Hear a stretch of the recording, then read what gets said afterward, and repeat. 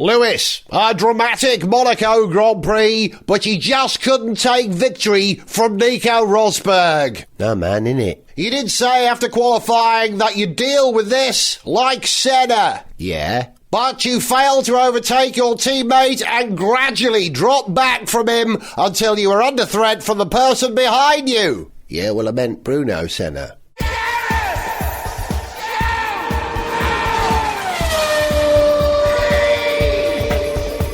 Hello and welcome to Gareth Jones on Speed. I'm the man in the middle called Gareth. To my left is the man called Zon. Hello. And to my right is the man called Richard. Hello. I won't do the rest of the show in that tone because that's just a bit weird. How long have you been car fans, boys? Do you remember when did you get into cars? What age were you, Zon? I guess I must have been sort of 6 or 7, probably, that kind of age. Start with dinky toys, corgi toys, all that sort of thing. Yeah, cars. little toy cars, scale extra. Richard, same for you, would you say?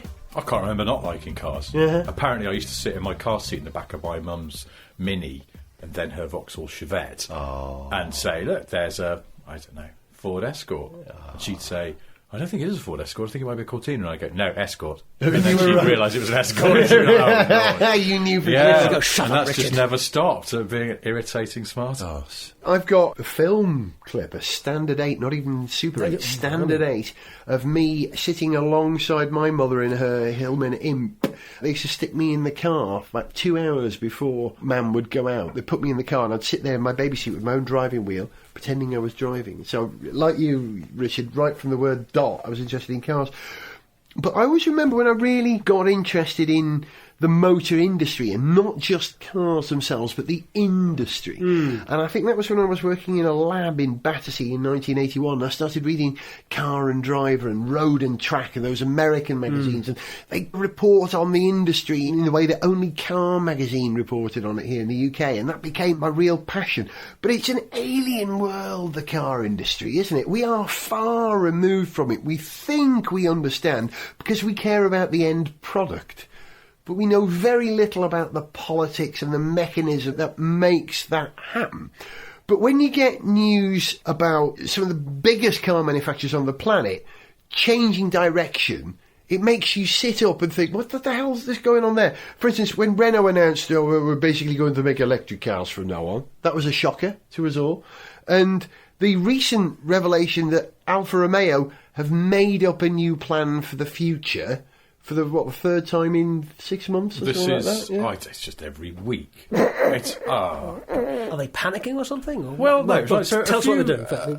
There's this massive investor conference, I think it was called, for what is now Fiat Chrysler automobiles. Fiat has completed the deal to now fully take over Chrysler, and they are as one. They're one company. An interesting aside, their headquarters will be in London. What? I didn't know that. The obvious place for an Italian-American company. That's the thing. One of the Either sort of that slightly... or Ascension Island. It's one of the two, isn't it? Well, that's the thing. Greenland. Our new headquarters. One of the few specious arguments they put forward was that it is between the two centres. It's not. It's nearer to Turin. But it's not in Turin because that would put Chrysler noses out of joint. And if they put it in Detroit, it would put Italian noses out of joint. So London is where the headquarters will be, and that's where their senior management will be, and so on. Fair enough, if you're going to pick anywhere. Yeah. What is Alfa Romeo's latest plan this week? It was going to be part of Maserati. Oh, there was at that, one point. wasn't there? Yeah. The latest one, I forget what they were planning before. It was going to be an SUV at one point as well, I think, That's wasn't right. it? Then start with the Meconium. The Alfa Romeo Meconium. That's what it was going to be called. Well, it did stink. Hey! So the new plan Yes. is pinned on a new chassis, which will be rear-wheel drive or four-wheel drive, and a new range of engines. And they showed a lot of slides at this conference, and I saw some of the slides. Thank I wasn't there because it looked incredibly boring. It went on for hours by the sounds of it, because they had to run through all the different makes. You imagine Fiat and Chrysler, they went through everyone. They went through Dodge and Chrysler themselves and Jeep. I mean, some of the stuff, Dodge, they're getting rid of like the Dodge Caravan, which is the Chrysler Grand Voyager, because Dodge is going to be sort of more sporty soon. That makes sense. You think like that, you go, okay, if they're not selling very well, get rid, fine. Makes it easier to distinguish the two companies. Is there going to be a Bath Viper? Well, the Viper, and here's another thing, they've corrected another error, which is that they started doing this thing. It's one of these things where marketing thinks they know best and better than the general public. The Dodge Viper, everyone calls it the Dodge Viper, right? It's the Dodge Viper because that's it. Yeah. And they said, no, it's not the Dodge Viper. It's the SRT. SRT Viper, Sports Racing Technologies. What? Street racing technologies, isn't it? And that it's SRT. You don't say Dodge, it's SRT. Well, everyone on the street in America, everyone around the world calls it Dodge Viper. So why fight that? People have heard of that damn car, so that's half the battle. Yep. And so they've rescinded that and they've said, right, it is going to be the Dodge Viper now. And the SRT name will go back to being the super sporty versions of other Dodges and Chryslers. So they've backstepped on that sensible. one. Chalk that in the sensible column. Yep. They've also said that there's going to be a smaller Chrysler and then sort of be sort of 100, 200, 300C. It all makes sense. Jeep, though, they've gone nuts. They're going to have a baby Jeep that's Well, built that's fine. on the- It's based on the box of parts that's also underneath the Fiat 500L, and Yeah. it's going to be on the 500X. And the which Panda is coming. 4x4, is that the same thing? No, I don't think so, because I think it's sort of loosely related to the Punto, and therefore the Vauxhall Corsa. Oh, hello. Strange and mixed up world of Whoa. chemistries. Anyway, I'm so as long as confused it's not already. as dismal as a Vauxhall Corsa, we're okay. So, in the last grand plan that Fiat Chrysler announced, they said that we want, by 2014, Jeep to be selling 800,000 cars a year. Now, they're not quite there. They've sold 700,000. So they're close. That's not too far off. 10% Far off. They growth. go, okay, Optimistic, so but they're, okay. they're growing. Yeah. It's okay. Suddenly, from nowhere, at this new event the other week, they've said, right, by 2018, we want Jeep to be selling 2 million cars. Well, now that to me just sounds idiotically ambitious. Why even say that when I know they're bringing in this smaller car, the Renegade, which will mean it'll sell in greater numbers because it's cheaper. It's not going to sell in that many greater numbers. I mean, it's They just would have to deranged. rename every car in the Fiat brand as a Jeep in order It'll to probably be achieve next that. week's plan when they realise this week's Could was stupid. happen. Anyway, the Alfa thing. So one of their slides that they showed at this conference, they listed the DNA of Alfa. And it is advanced, innovative engines, because nobody else wants those. No, that's right. I mean, No one else does I remember I those. was just talking to somebody from Mercedes the other day, and they said, Yeah. what we want is outdated and Yeah. rather unimaginative engines in our range. Although, to be fair to the marketing bull, the engines is one of the things that you go to an Alpha for. Well, it is, You know, but it it's, already is. Do you know what you go to an Alfa for? Because the actual engine is good, not Yeah. because someone's told you that it's advanced and innovative. Sod off. Fair point. Has a proven record in racing or something. That's what we buy it for. Their other DNA attributes are 50-50 weight distribution, whereas they can do now if they're getting a rear-wheel drive chassis. I mean, BMW have been saying that for years, so that's not original. Unique technical solutions. What, they stop working sooner than anybody else? You will require unique technical solutions to keep them going once the warranty's expired. Now, this one really annoyed me because it's utter drivel. Class exclusive power-to-weight ratios. I don't even understand what that means. No, Class exactly. It's exclusive meaningless. power to I suppose it ratios. means that their number will be unique. Right. But even if it was just one different to a BMW, that would be It unique. would still be unique. So And that's not just dribble. Now, particularly interesting. that's attribute number 4 out of 5. So you get the feeling they're already running out of steam. Yeah. And yet, actually, number 5 is sort of more appealing because it's groundbreaking and distinctly Italian design. Well, no, that is Well, fair. that is Yeah, fair enough. that's Now, I'm going to something put like that number 1. Yeah, yeah. Because that's what Yeah. you think of. The engines, and forget the drivel about them being advanced and innovative. Do you know what the internal guiding brief for Jaguar is and has been for the past few years? A sporty style or something. Fast, beautiful cars. Okay, yeah. And that is it. That's about all they right. say. Yeah. And it's, Yeah, you go, good. yeah. All Good right. good philosophy. They've Sounds been like living that's up to what that you pretty should well. be doing. Keep Yeah. doing it, please. Yeah. And they sort of stick to it. I mean, you would struggle to say that an XKR is anything but a fast, beautiful car. So fair play to them. And that's the kind of thing you think. I think that's why Jaguar is starting to succeed, is because they cut out the bull. And Alfa has just imported 500 metric tons of bull. Am I right in understanding that Fiat's plan, Marchioni? Sergio Marchioni. yeah. Sergio, his plan is to hive off Alfa, though, to sell it.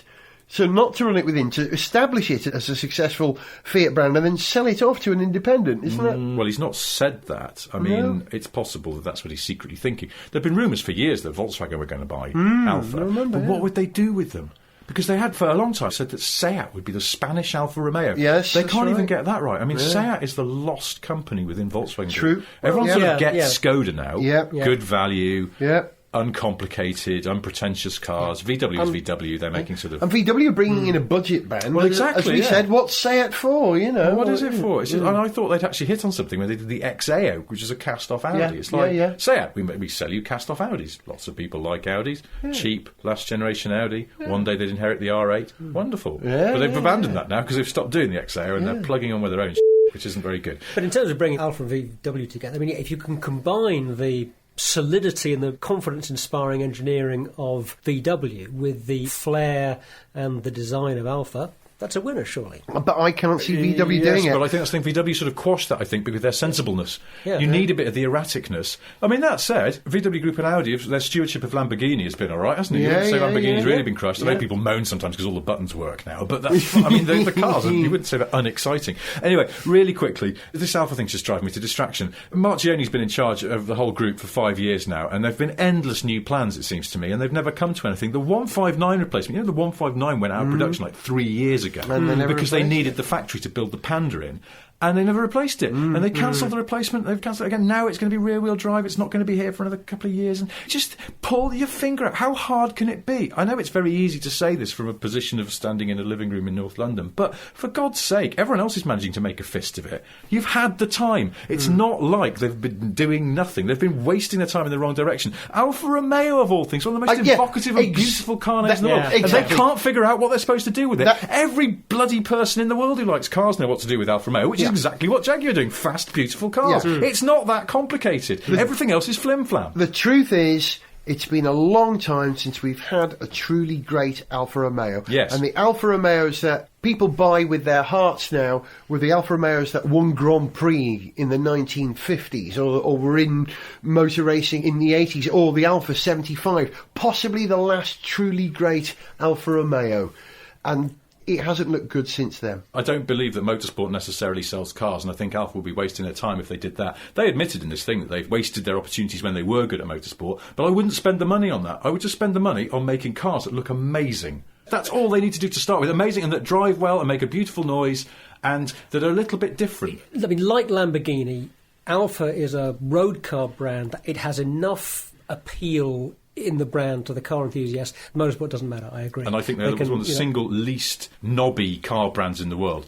Everyone will be very proud to go, what do you drive? I've got an Alfa Romeo. And people immediately go, oh, you're a little bit more interesting than I thought. Yeah. But, yes, to our generation, you ask someone 10 years younger than us, they ain't got a clue. Well, then, that's the fault of Alfa Romeo, and we're back to square one. Exactly.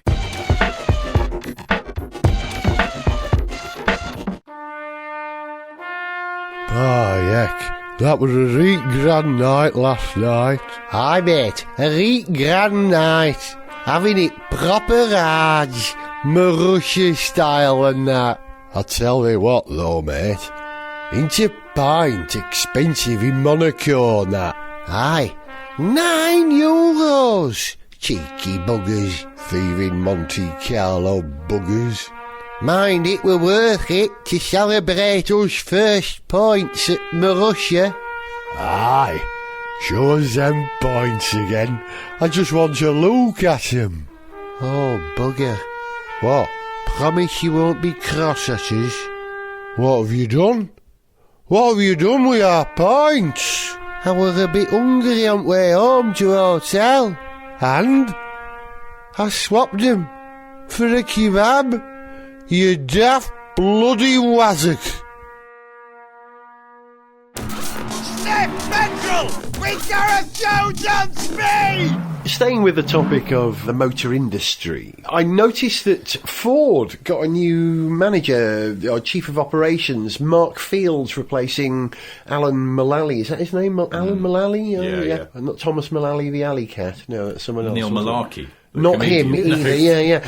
And one of the things that has been mooted for Ford is, apart from this one Ford, I always think of Bob Marley when I hear that, one Ford. Wanford sounds like a village in Devon, though. So. We live in Wanford. Welcome to Wanford. Yeah, Fiestas everywhere, transits.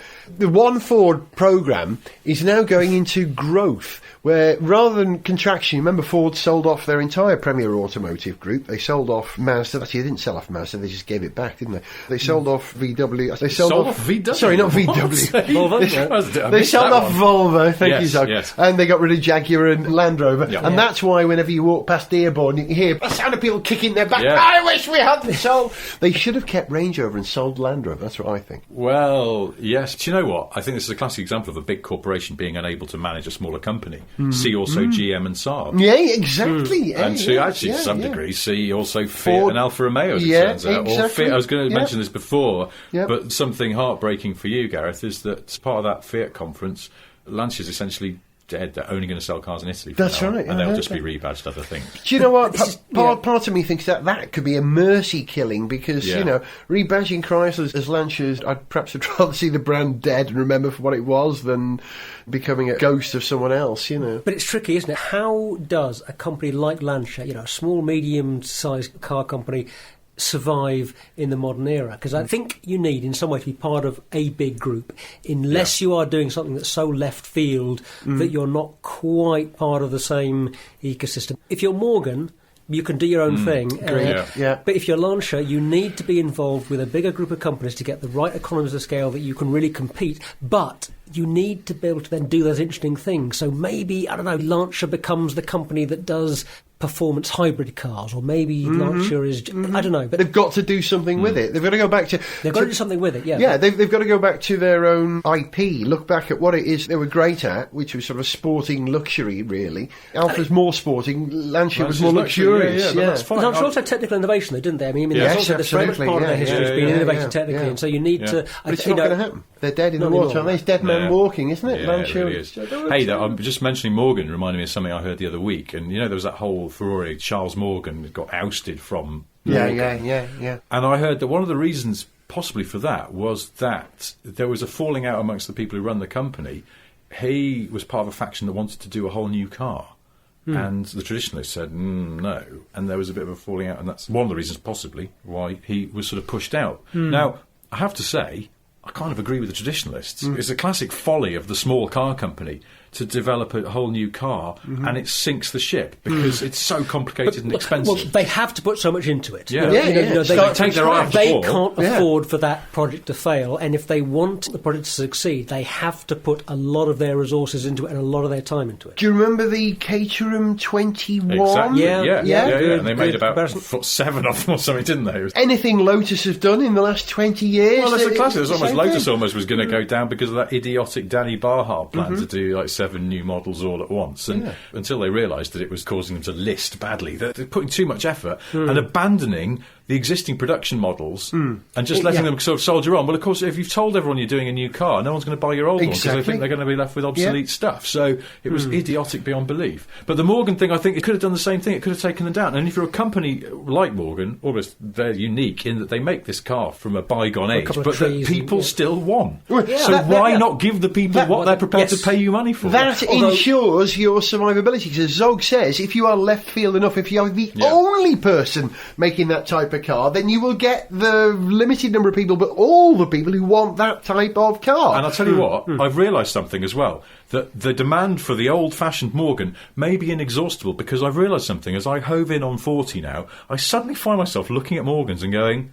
that does look quite... No, mustn't. No. That's what happens. You get to a certain age and you want a Morgan. Do you know what, A Richard? little bit of that? Oh, I wouldn't mind one. You know Really? what? You want Yeah, a Morgan MPV. That's what you want now that you're a father. I do, with an wooden monocoque. doors, Yeah, you good luck with that. Coming back to Ford, I was talking about Ford being in expansion, in growth again. Oh, yeah. Now, they're talking about doing a couple of things. They want to expand the Lincoln brand and bring it into Europe. Oh, they've been trying to make Lincoln work in America for years, and it hasn't quite... The only people who buy Lincoln in America are Limousine 10 years companies. away from death, Yeah. basically. It's the retired. And you notice and that's that a closing market, isn't quite it? slowly, Cadillac seem to be pulling it round with things like that ATS, which is that 3 Series size saloon, Yeah. and the CTS V is a very sort of Yeah. headline-grabbing car, and everyone agrees it's really marvellous to drive. And they're slowly turning things around, making people see them not as coffin dodger mobiles for blue rinses in Florida, but they're actually a sort of A modern, BMW. relevant BMW, Yeah, Mercedes, yeah. Audi, Jaguar rival. Yeah. And it's a slow process. Lincoln hasn't been able to do that, as far as I can Nope. work out. And you have to do it, and this is where the car industry always goes wrong when it goes wrong. You have to do it with the cars. If the cars Starts look there. good and Yeah. work well and Yeah. give people what they want, then you're almost guaranteed of success. Yeah. If the cars look wrong, no one's going to buy it. There's a bit of a blind spot, I think, in a lot of American car companies for just the way the European market reacts to a lot of those American cars and American products. I'm not sure that they get how little some of those brands mean to most people in Europe. In Europe, yeah. And how the cars just look a little bit wrong, and Yeah. if the quality isn't quite there, if they're a little bit cheap and flimsy, they just... It's baffling, though, isn't it? Because American stuff infests every part of our lives. You know, we all buy American technology brands. We all go and have American coffees.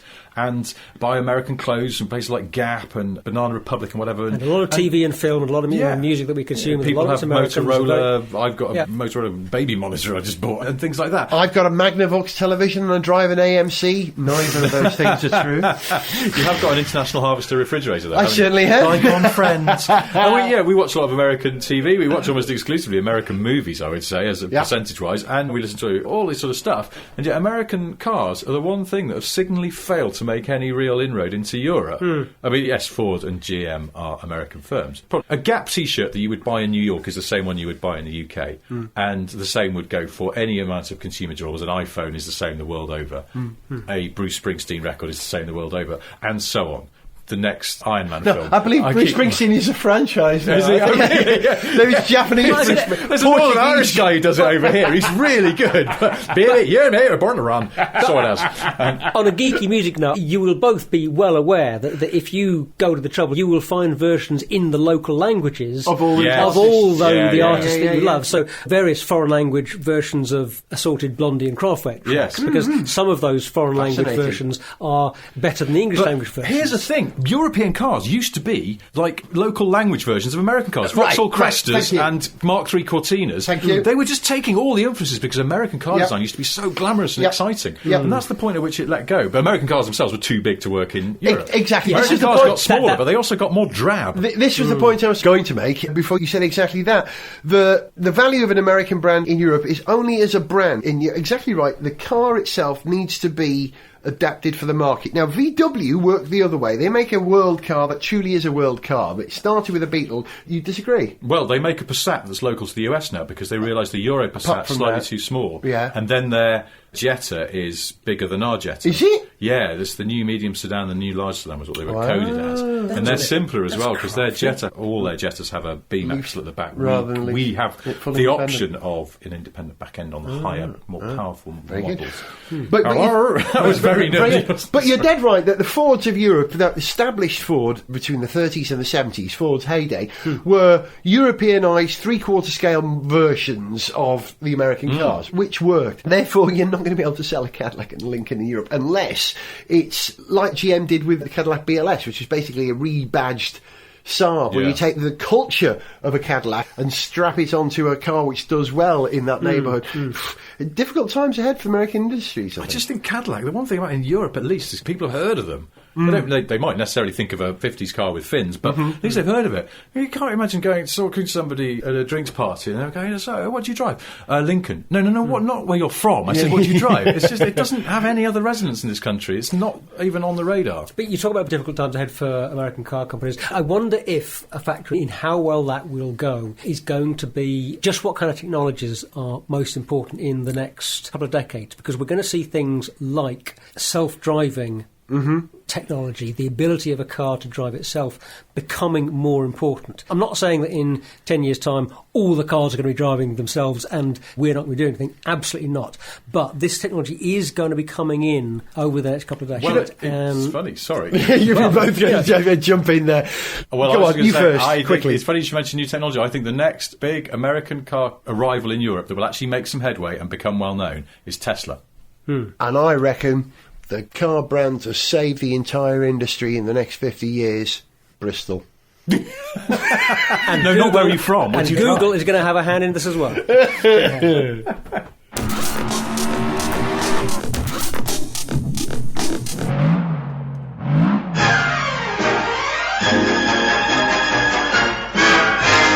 morning, ladies and gentlemen. Thank you for attending this press conference. Now, no shilly-shallying. We at Bristol Motors have invited you here to announce our new and highly futuristic battery-powered model. Simply pop 47,000 AA-sized batteries in here, and Robert is your father's brother. But that's not all. Thanks to our highly advanced cooperation with the Google Corporation of the Colonies, this car can provide you with answers to anything your heart desires. Simply write your question on a piece of paper, attach it to the pigeon, and within 2 or 3 days you will have your answer. Weather permitting, of course. And coming soon from the Bristol Motor Company, a brand new database on our entire range of motoring cars, which we call Wikipedia. No, it really is made of wicker.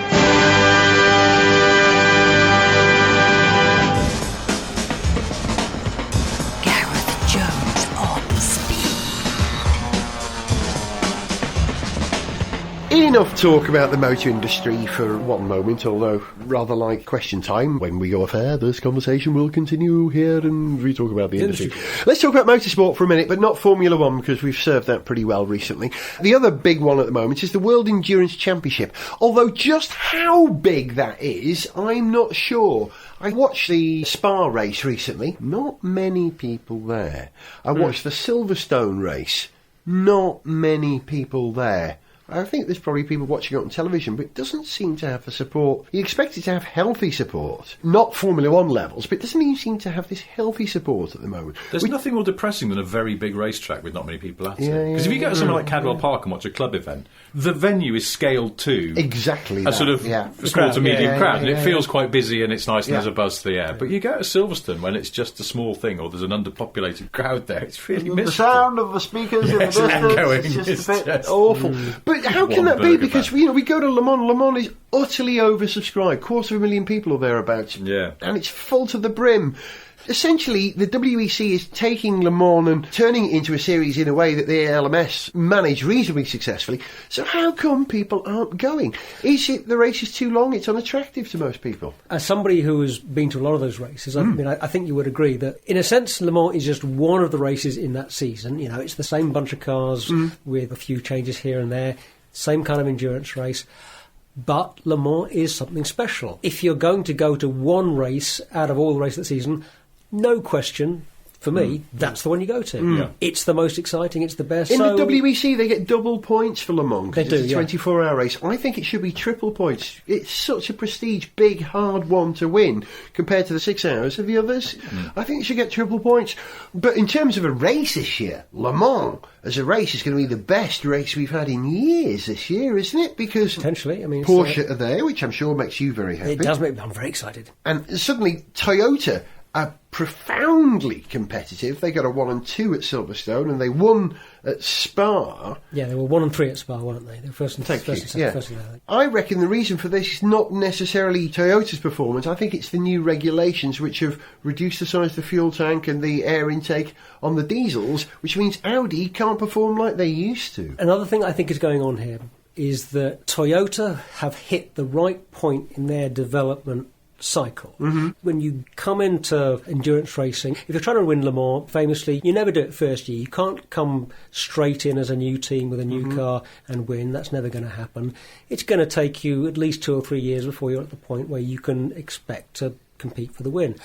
Toyota are at the right point. They've been doing it for long enough now that they've been developing as a team and they've been developing their car, or cars, because obviously it's a new one this year, but they're at the right point in their cycle.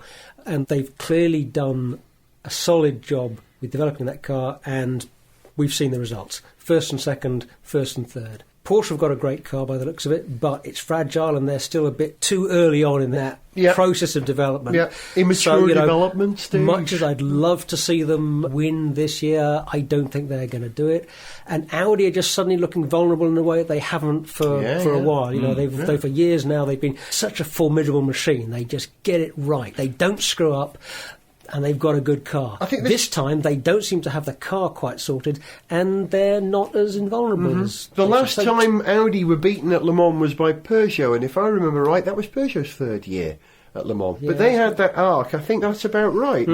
You wouldn't bet against Audi, though. No, even so, that's they the know thing. it. I just wonder whether Okay, they'll- this year I would. They're Okay, not this going is- to go. I mean, it's well, do you not know easy, what? but It's not going so well, is it?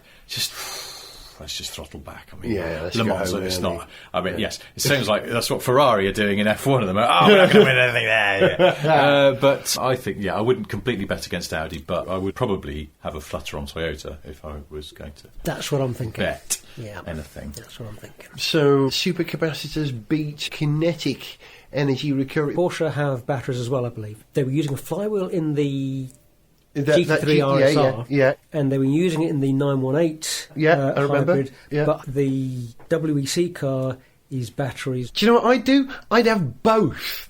I'd have a flywheel that was actually a battery. I would use it to store electrical energy and kinetic energy by having a whacking great battery spinning round. Now that would be an interesting way of doing it. And You could get both. You could get it both would be spinning on a central, not axle, what would you call it, the rotor, which was actually a supercapacitor. The Audi has the flywheel accumulator built in conjunction with Williams, exhaust heat recovery. Yeah, separate system using... Porsche have this weird V4 engine. I It know. does, yeah, turbo V4. Which they borrowed from a Saab 96, I believe. I thought it was from a Ford console. It's really rough. Same but- engine. Same It engine. was, wasn't it? So, genuine thing, I haven't got to the bottom of whether this is a V4, because sometimes Porsche flat sixes are referred to as a V6. It's a Yeah. flattened V6 because of the firing. But on it has 180 degree Yes. angle. Right, So, okay. is the engine in the 919 racing car really a V4, like in an old Saab? Or is it a flat four? Is it a flat 4? Because in marketing terms, you'd sort of think, well, if you could, boys, make it a flat. Because Yeah, they're going to yeah. put a flat 4 in the Boxster and the Cayman Yeah. in the future. Well, it is a V, as far as I understand, and the reason for I that is think you're because of right. I think it is a space. V. I think That they wanted to get okay. stuff in underneath and in the gap in the middle as well, whereas a Boxer doesn't allow you to do that. Yeah, From what I remember think reading. Interestingly, the Williams flywheel, Yeah. that the Flybrid. flywheel accumulator, flybrid, which the Audi is using, I don't think is actually owned by Williams anymore. I think they sold off the hybrid power bit. Oh. Well, see, I heard that the so factory just came it loose may from its be- mountings and flew away to someone else's premises. So. I mean, it may be it may still be called Williams hybrid Yeah. power or something, but I don't think the Williams F1 team owns it anymore. It's not part of the same group. Fairly recently that they did sell that, but I do Yeah, like the it was- idea of it spinning. The factory's gone again, sir. Oh, well, we'll leave it. It's B&Q's problem now. We'll never find it this time. So Well, we'll find out when we all appear at in the the Mom. gravel down there. We're going Z, aren't we, this We year? are, We're yeah, going- certainly. Richard, not confirmed just yet, may or may not happen. No, I've just found a cutaway of the 918's powertrain. look And at that. well, That's a actually, V. Is that a It's V? a right Is that angle. is the other bit of the engine there? 919 I guess it must be. powertrain. That's the 919. Yeah, that's sorry, the, 919. yeah, That is yeah. the that is Yeah, it. that's Though. right. It's quite a V, isn't it? If you're listening to this, do come around here and have a look at my laptop with us because we're staring at the makes screen. great But that's radio. quite cool, isn't it? That's really compact, though. I think, isn't it? That looks pretty. There's a lot going on there. packaging.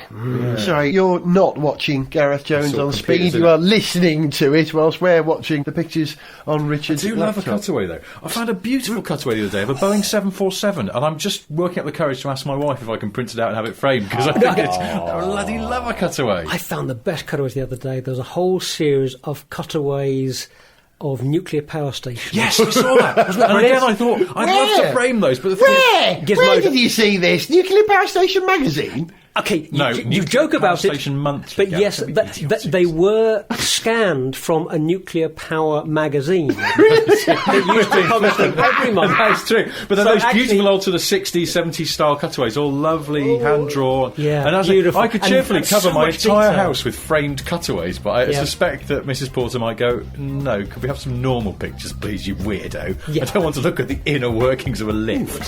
They were on Gizmodo. Gizmodo.com. Have a look. All right, well, yeah, when I'm not making this programme, I'll have a look there. You've been listening to Zarg. Goodbye. And Richard. Goodbye. And I was Gareth. See you for another Gareth Jones on Speed soon, but we're going to leave you with a tune, because it's been a while since we had a tune.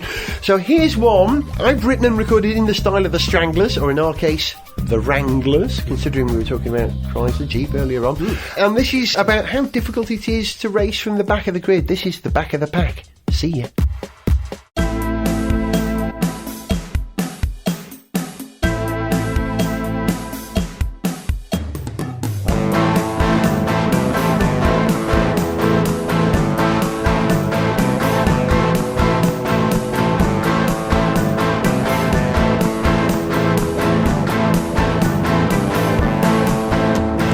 Nobody ever goes racing to start from the back of the pack.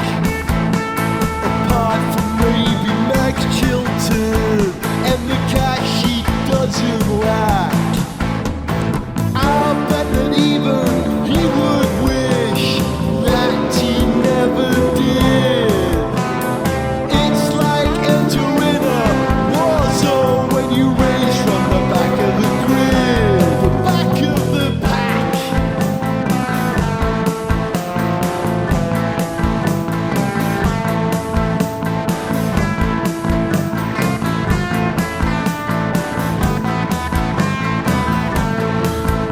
At the back of the pack, you're under attack. You've got to watch your front and your back. You got it going on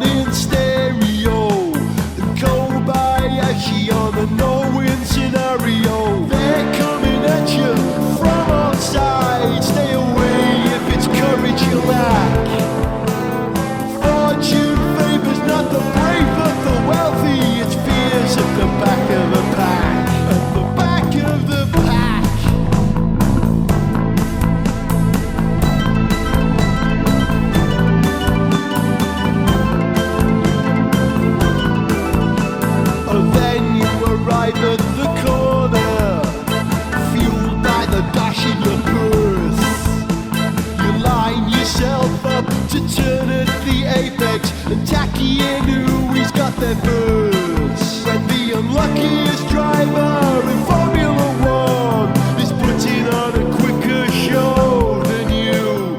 Now you know that he's real quick, and you know that you're slow. You're at the back of the pack.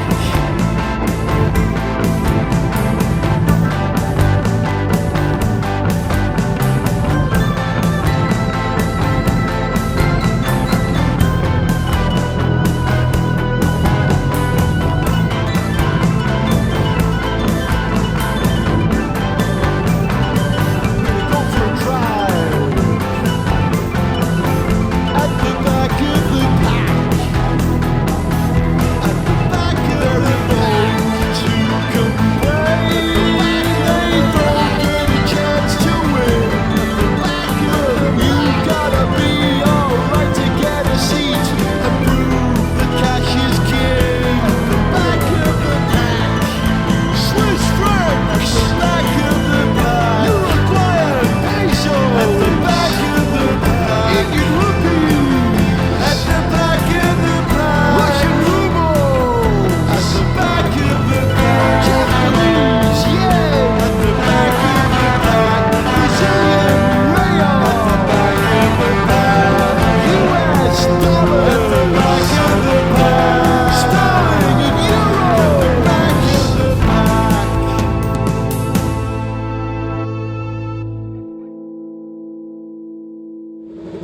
To send us an email, see pictures, get song lyrics, join our Facebook fan site, follow us on Twitter, or to find out about sponsorship opportunities, go to garethjones.tv.